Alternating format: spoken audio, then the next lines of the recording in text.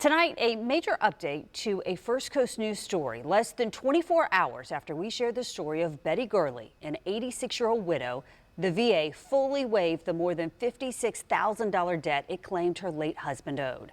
Our Sydney Deshawn is on your side. And Sydney, I know you've been following this story for weeks now, and today you drove to Georgia to sit down with Miss Gurley. And Heather, Betty Gurley was facing the possibility of having to pay all that money, but now she can breathe a little easier. The VA says it has fully waived the debt, and she told me she is so grateful for this outcome. I thank God every day. Betty Gurley says she went from shock to relief in just a matter of days. This video from June 9th shows us telling her family their debt had been cleared. Well, I just got off the phone with the VA, and he said that it's been waived completely, so there's a zero balance.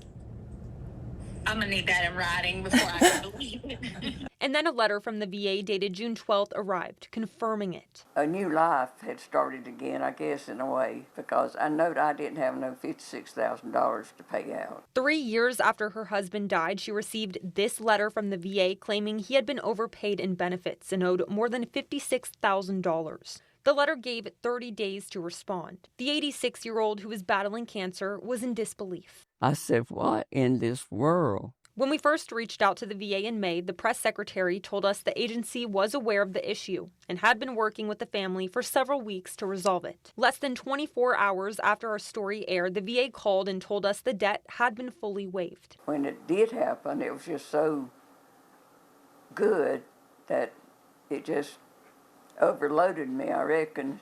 Gurley says she is thankful for all the support from her family, her church, and First Coast News. All the people that goes to church with me, they clapped and hugged me and did everything when they found out that everything was all right. And they said, good, good, good, good. I've really been blessed for all of this. And I am so proud of First Coast, too. Now Gurley says she hopes her story encourages other families to ask for help.